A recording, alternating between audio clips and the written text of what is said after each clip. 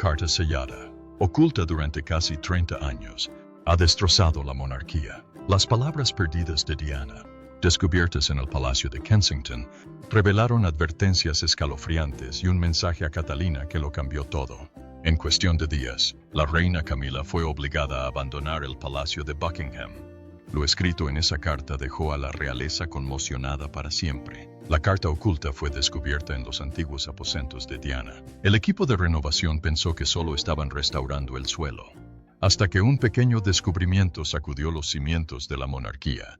En el Palacio de Kensington, dentro de lo que una vez fueron los aposentos privados de la princesa Diana, una ama de llaves real se topó con un sobre sellado escondido tras un panel suelto bajo el asiento de una ventana. Cubierto de polvo, frágil y marcado con un sello de lacre desconocido, era evidente que no había visto la luz del día en décadas. La carta estaba fechada el 28 de agosto de 1996, el mismo día en que se formalizó el divorcio de Diana y el príncipe Carlos. Lo que lo hacía extraordinario era su destinatario. Escrito con la inconfundible caligrafía de Diana, en tinta azul intenso, el sobre estaba dirigido simplemente a la futura reina de mi hijo. Inicialmente se creyó que se trataba de una nota personal extraviada, pero el sobre fue entregado a los archivistas reales para su autenticación. Los expertos forenses analizaron las fibras del papel, la antigüedad de la tinta y la composición del sello. Todos coincidían con la papelería documentada de Diana de mediados de los 90. Los resultados fueron innegables. Era real y no se pretendía que se encontrara por accidente. Dentro del sobre había una carta manuscrita de 4 páginas con el tono característico de Diana. Franca, sincera, con un toque de gracia, pero también de cautela. Hablaba no solo como madre, sino como una mujer que había sufrido traición, el tormento mediático y el silencio institucional. Abordó sus miedos sobre el poder, sobre el palacio, sobre Camila. Describió su ansiedad por la influencia que Camila podría ejercer sobre la monarquía algún día, llamándola una mujer que conoce el juego, pero no el precio. Diana advirtió que la corona nunca debería caer en manos de quienes se burlaron de mi dolor. Y lo más conmovedor, terminó con una frase que pasaría a la historia. Si estás leyendo esto, entonces la verdad finalmente ha tocado el trono. Fuentes dicen que el personal real quedó en silencio, atónito. El documento fue puesto inmediatamente bajo custodia en los archivos reales, pero no antes de que un asesor de confianza informara al príncipe Guillermo. Y fue entonces cuando comenzó el verdadero impacto, porque la siguiente persona en leer esa carta sería el hijo para quien ella la escribió, y lo cambiaría todo. La emotiva reacción de Guillermo a las palabras de su madre. Cuando el sobre sellado fue depositado discretamente en manos del príncipe Guillermo en Clarence House, no tenía ni idea de lo que estaba a punto de abrir. Sus asesores afirman que estaba solo cuando leyó la carta por primera vez. Estaba sentado en su estudio sujetando las páginas con ambas manos, y mientras sus ojos escudriñaban la letra de su madre, permaneció inmóvil durante más de 20 minutos. Finalmente, él rompió el silencio. Ella lo sabía. Siempre lo supo. Eso fue todo lo que dijo al principio, según un miembro del personal de alto rango que lo encontró sentado, en silencio y con incredulidad. William no lloró públicamente, pero tenía los ojos rojos. Le temblaban ligeramente las manos al releer la última página. Según se dice, la dobló de nuevo, la colocó contra su pecho y dijo en voz baja, escribió esto para Catalina. La decisión que siguió fue rápida y profundamente personal. No le mostró la carta al rey Carlos, no de inmediato. En cambio, Guillermo condujo hasta Windsor y se lo entregó directamente a su esposa. Cuando Catalina leyó las palabras de Diana por primera vez, los testigos dicen que simplemente cerró los ojos, sin jadeos ni lágrimas, solo silencio. Pero tras esa calma, una decisión ya se estaba gestando, una resolución silenciosa que se extendería por toda la monarquía. Guillermo les dijo a sus colaboradores más cercanos esa noche, esta carta no volverá a ocultarse. Sabía que la verdad que su madre había dejado atrás no debía vivir en un archivo cerrado. Debía arreglar algo. Debía ser la última pieza de un rompecabezas que nunca le habían permitido completar. Y eso significaba confrontar a quienes habían permitido que la historia se repitiera. A la mañana siguiente, Catalina solicitó una audiencia formal con el Consejo de la Casa Real. Y por primera vez desde la muerte de Diana, Su voz estaba a punto de oírse en los salones que una vez la silenciaron, porque su carta no solo había sobrevivido al paso del tiempo, sino que había llegado justo a tiempo. Catalina confronta a la Casa Real. Fue una escena que pocos en el Palacio de Buckingham olvidarán jamás. Una lluviosa mañana de jueves, la princesa Catalina acudió a una reunión a puerta cerrada con el Consejo de la Casa Real y trajo consigo la voz de Diana. Fuentes confirmaron que la sesión de emergencia se había convocado a petición de Catalina. Estuvieron presentes el Lord Chambelán, altos cortesanos, miembros selectos del Consejo Privado y un puñado de asesores reales de larga trayectoria. La tensión fue inmediata. Nadie sabía exactamente qué quería decir. Entonces sacó la carta. Con su tono tranquilo y firme, Catherine comenzó a leer en voz alta fragmentos selectos del documento que Diana había escrito casi 30 años antes. Algunos en la sala quedaron boquiabiertos, otros bajaron la cabeza en silencio. Las palabras fueron devastadoras. Diana había escrito sobre cómo la habían manipulado, aislado y reemplazado públicamente incluso antes de que se secara la tinta de su divorcio. Pero fueron sus advertencias las que más le impactaron. No dejes que la corona caiga en manos de quienes se burlaron de mi dolor. Una frase que provocó escalofríos en la sala. Catherine no se emocionó. Se mostró serena, clara y deliberada. Según un asistente presente, fue como si se convirtiera en la voz de Diana, ni enojada ni acusadora, simplemente innegable. Recordó al consejo que su papel como futura reina no se trataba de imagen ni de títulos. Se trataba de perpetuar un legado que se había borrado demasiado pronto. Y ese legado, dejó claro, no tenía cabida junto al de la reina Camila.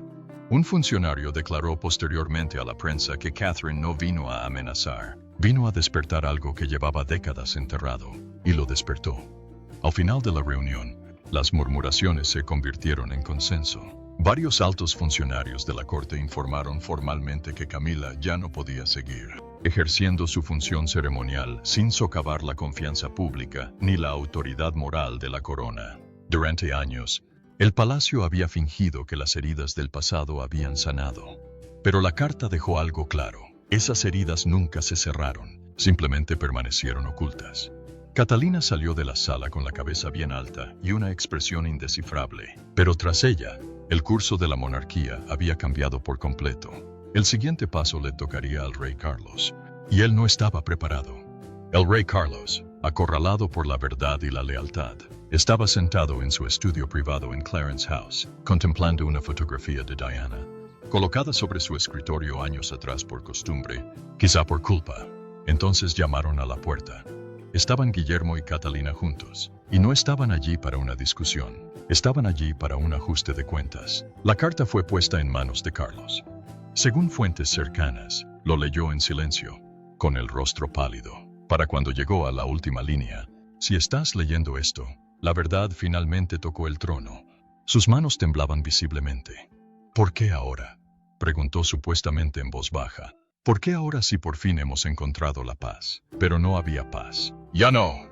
Guillermo, hablando como hijo y futuro rey, dejó claro que la carta no podía volver a ser enterrada. La presencia continua de Camila no solo era controvertida, sino también corrosiva. El pueblo jamás aceptaría el futuro de la monarquía si ésta se aferraba a los pecados del pasado. Catherine no habló mucho. No le hacía falta. La sala ya estaba llena de las palabras de Diana, palabras que habían atravesado décadas de silencio y ceremonias solemnes. El rey Carlos estaba atrapado entre la lealtad a su esposa y el legado de la mujer que había perdido, y a quien quizás nunca había dejado de amar. Intentaba protegerla, dijo Carlos supuestamente sobre Camila. A lo que Guillermo respondió, y ahora es el momento de proteger la corona. La decisión no se tomó esa noche, pero la presión se volvió insoportable.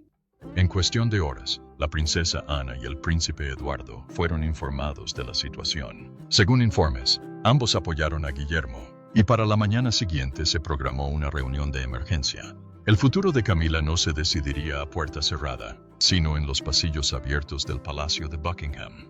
Carlos no durmió, porque por primera vez en su reinado, la verdad que había evitado durante tanto tiempo estaba justo frente a él, y llevaba la firma de la princesa Diana. El arrebato de Camila y su repentina salida. Las paredes del Palacio de Buckingham no habían oído gritos como este en años.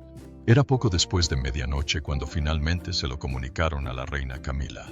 La habían excluido intencionadamente de las reuniones del día, pero la noticia y la carta la alcanzaron.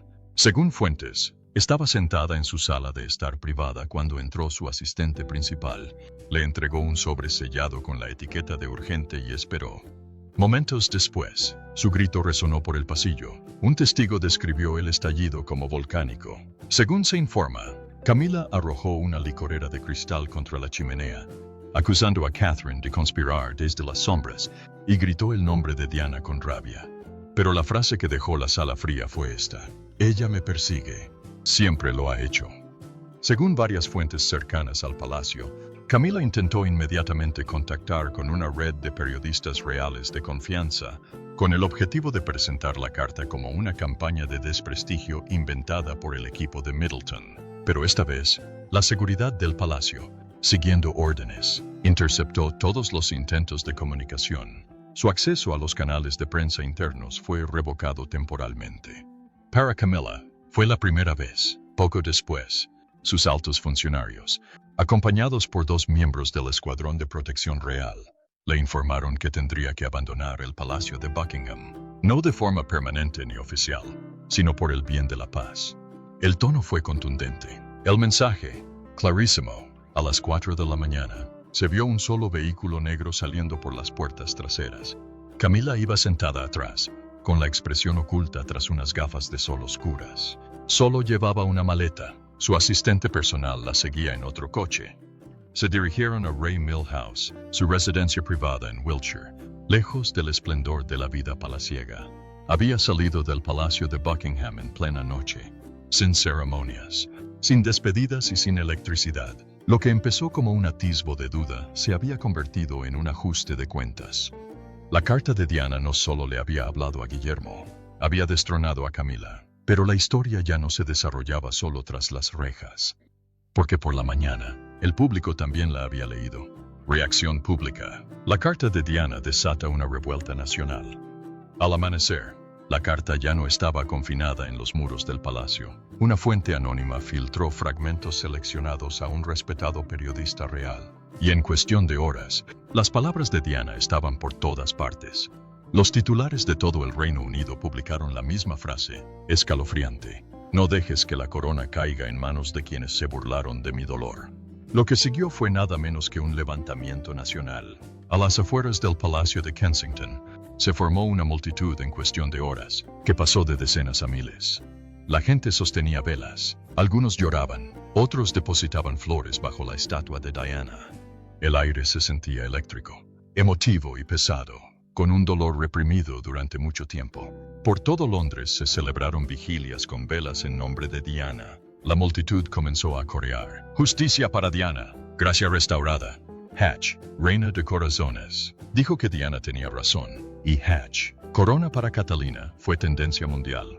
En 24 horas, más de 3 millones de personas firmaron una petición exigiendo que se despojara a Camila de todos sus títulos reales. La reacción fue abrumadora. No porque la gente estuviera conmocionada, sino porque siempre lo habían sabido.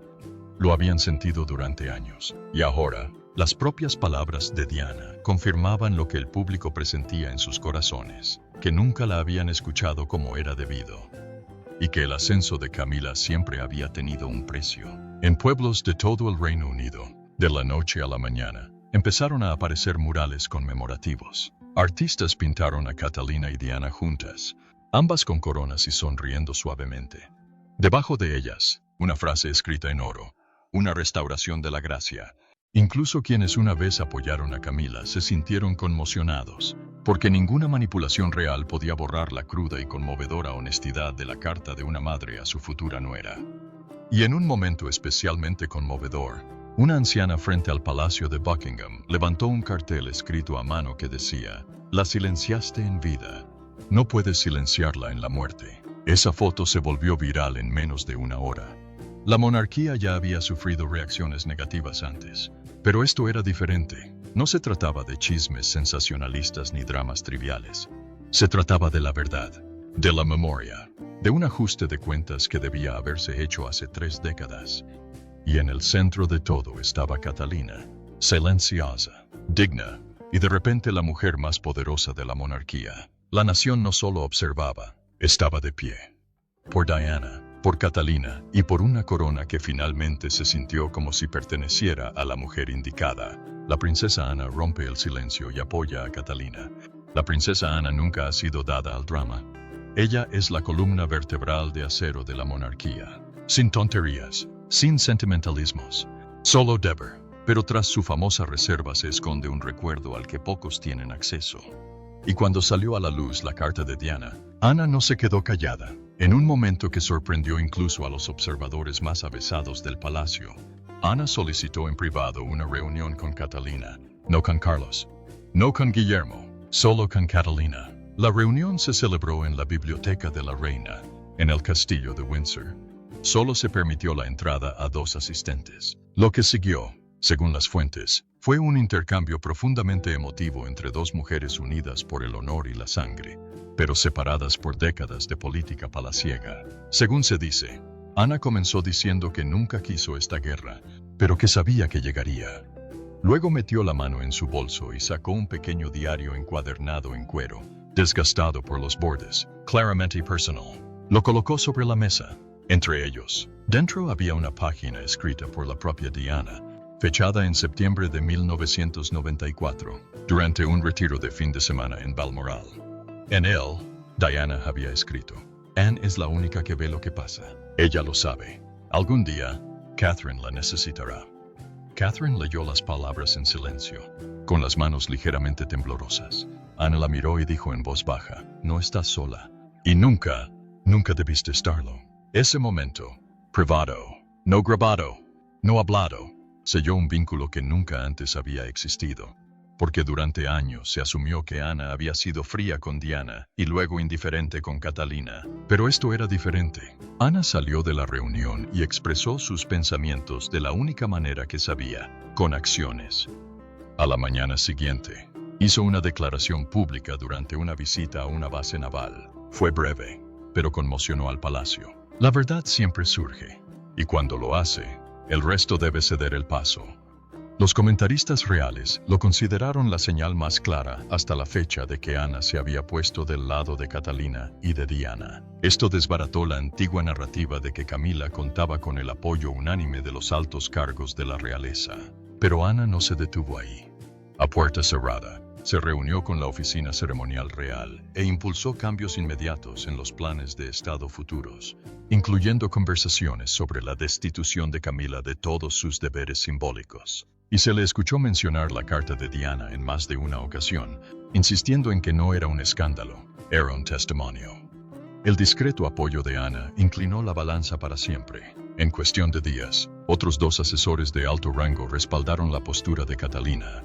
Figuras de la Commonwealth comenzaron a expresar su preocupación por la presencia de Camila en eventos futuros. El impulso había cambiado, y mientras la corona intentaba contener las consecuencias, un hombre quedó cada vez más aislado: el rey Carlos. Carlos enfrenta una crisis de legado.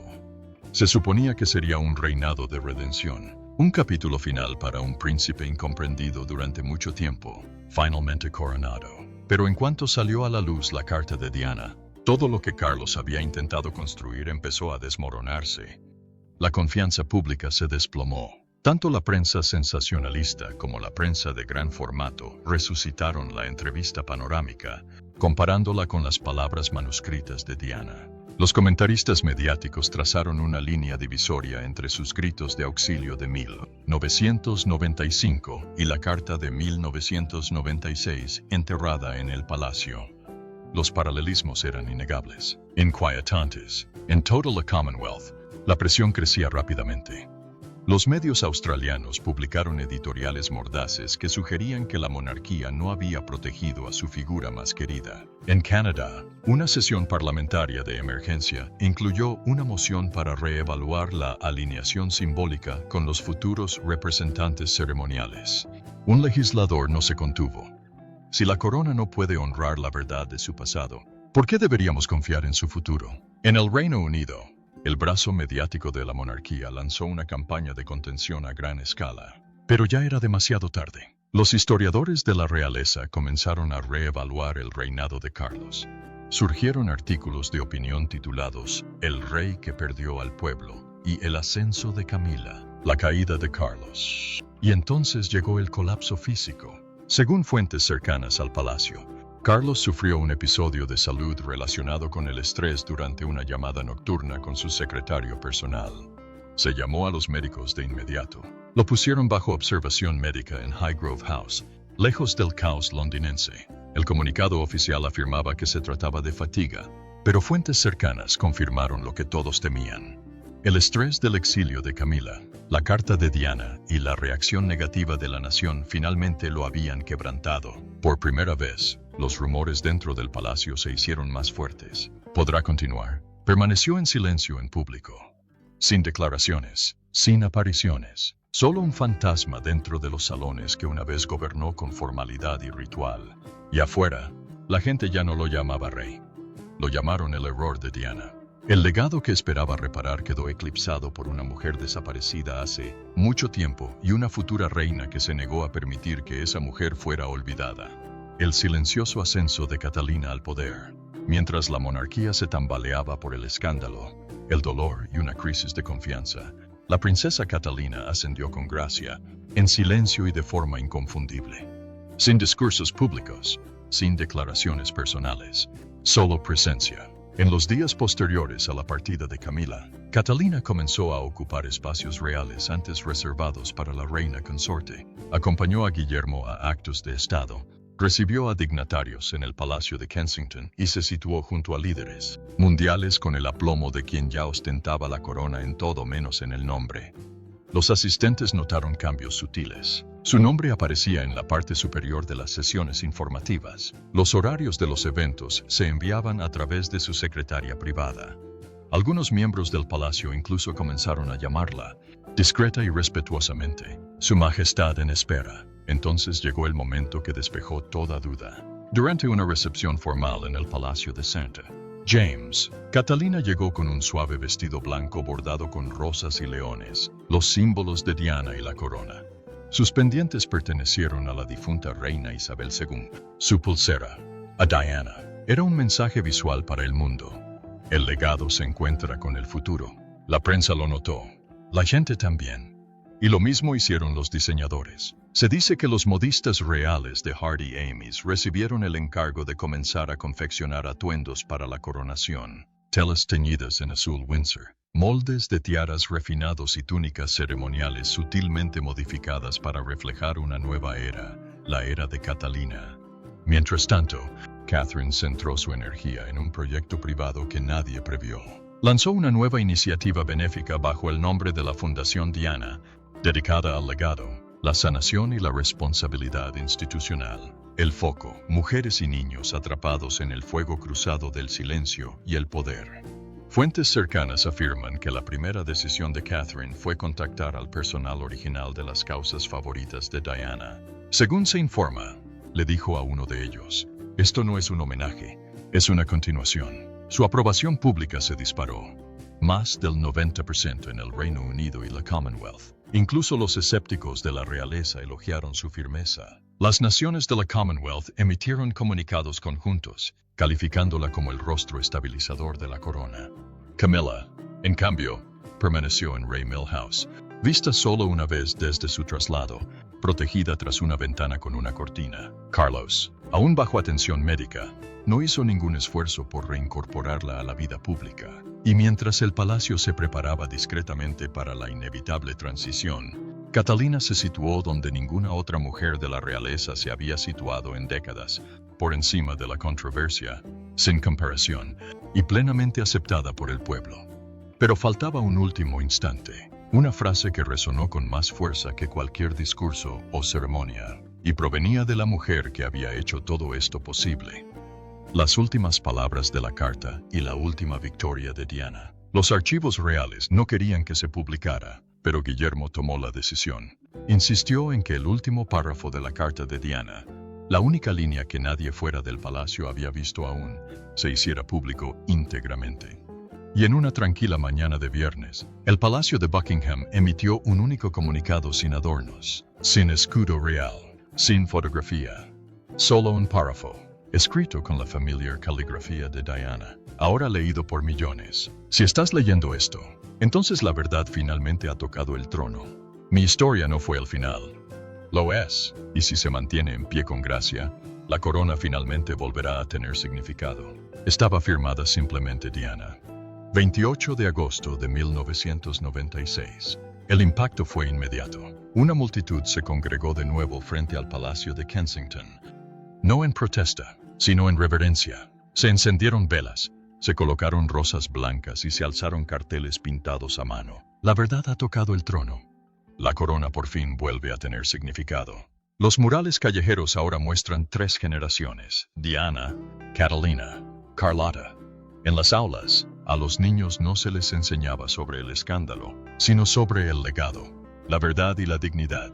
Los historiadores la llamaron la última palabra de una mujer que el mundo se negó a olvidar. Una corrección espiritual de la historia. Un capítulo real, finalmente cerrado no por la muerte, sino por un propósito. Y así fue como la voz de Diana regresó no con amargura, sino con poder. No con ruido, sino con silenciosa victoria. Había temido ser borrada, pero al final, borró todo lo que intentó reemplazarla. Camila se había ido. Charles guardó silencio. Catalina se mantuvo firme, y en el corazón de un reino una vez dividido, una corona se recompuso, gracias a la mujer que nunca llegó a usarla. La última línea de Diana no fue solo una oración, fue una coronación. Diana habló desde el más allá, y el palacio finalmente la escuchó. Camila se ha ido. Carlos guarda silencio. Y Catalina ahora porta la corona que le negaron a Diana. Una carta cambió el curso de la historia, no con escándalo, sino con verdad. Al final, Diana no necesitó venganza. Ella solo necesitaba ser escuchada.